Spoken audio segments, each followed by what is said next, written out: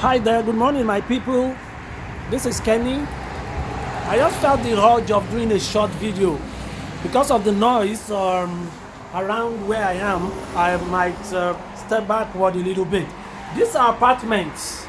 These places you are seeing are common apartments where common people live. It is not in any way special for anyone special. I'm sure you might be wondering where this is. Of course, this is not Nigeria. I mean, this is in Northern American continent. You know, London, Ontario, to be precise. That is in Canada. Now, my concern, my major worry, why I'm doing this video just before my boss arrives here, is that this kind of places can only be seen. It's not as if we don't have this in Nigeria, right? We have them in very scanty places, very scanty, and they are meant for the so-called special ones, the so-called specially privileged or the rich ones, you know, the elites. You can find such places in Ikoyi, Victoria Island, the likes of 1004, Lekki, any other place. Maybe you may want to remind me. Well, of course, you may find one or two of such, you know, in big city of Port Harcourt and as well as Abuja. I don't know. I'm not so familiar with those areas. I live in Lagos. Now, the point here is this. Why is it so difficult for us to have good housing system such as this for common people? I put it to you, common people live in this kind of places. This is just an example of where I live, where anybody lives. It doesn't matter what you do, whether you're a cleaner here, whether you're a driver, an Uber driver, a security official, whatever you do for a living, you will be able to afford this kind of apartment, accommodation. Your salary can obviously cater for it. It's not a big deal. It's never a big deal. But of course, you see how people living in such apartments in VI, we see them as elites. What an irony of world. You know, irony of the world where we lived in. Now, I guess this is not my boss, so yeah, I may have to continue this video later on. My boss is here now. The same way, you see a bus, a metro bus. I'll continue from where I stopped. This is about my first time of joining a public bus in London, Ontario. This is about my first time, you know. I came to do some stops here that I could not come in the car. You know why I said that? It is for you to see the beauty of a so-called public bus. Now the trouble here is this.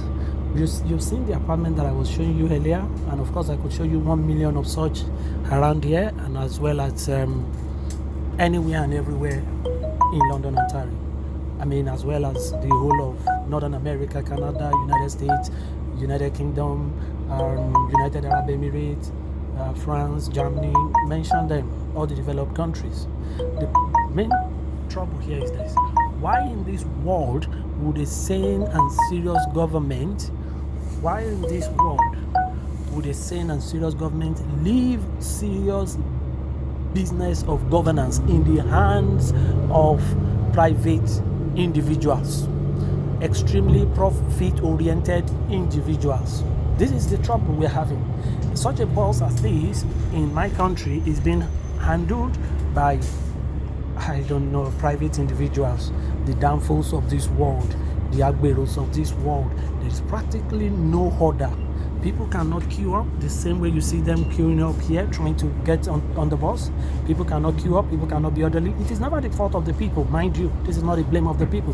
When government has absolutely failed in its duty to take care of its citizens, the business of housing, the business of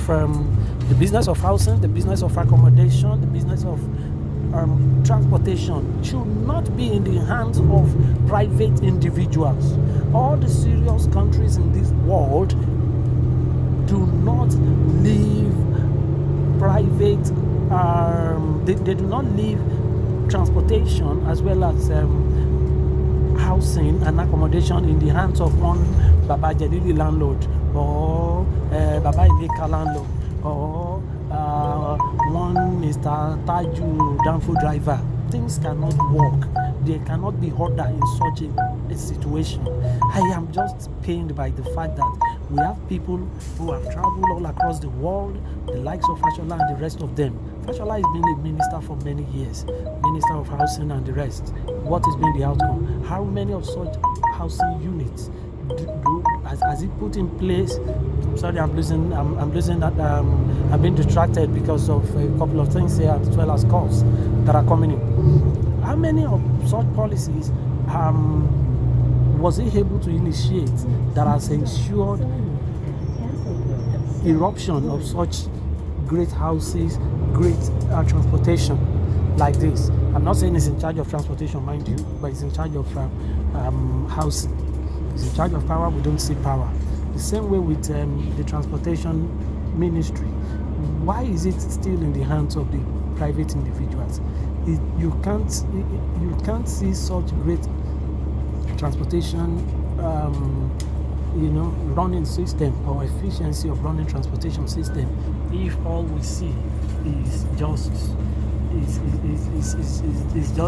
for some private individuals to make profit and do whatever they like with it.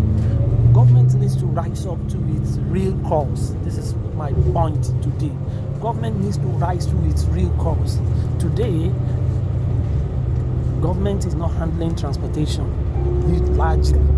We are not moving from one location to another in Lagos with the aid of government buses. Lagos that has a population of over 25 million people. Oh my goodness. We are still using Okada. We are still using Keke Marua. How on earth can that solve any trouble? In this London, Ontario, in Canada, London, Ontario. London is the city, Ontario is the province. In this London, the population is less than 400,000 people. 400,000 people, clearly less than 500,000. You know, it's a very small city, right? Yet, this is the smallest kind of bus you will see taking people from one location to another. This bus is the smallest. There are other bigger ones that are like twice of this, linked and joined together. Why do we still have Keke Marua doing the business of commuting, and yet we complain of traffic, we complain of hold up, we complain of gridlocks and all kinds of crises that make life unbearable for our people? I wouldn't know exactly why we have turned government or governance into some sort of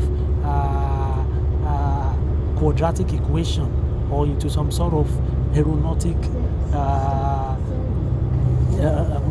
engineering. It is not hard, really.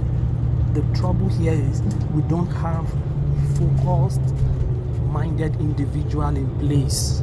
This is where we need to call them to order. This is where we need the right people, the right oriented people for us to move forward as a people and to be happy as a people. I wish I could do more on this, but I'll just pause here for now. Think about this. I hope things can turn around for the best in my country and in my continent at large. I just have a wonderful day. My name is Kenny. See you some other time. Bye for now.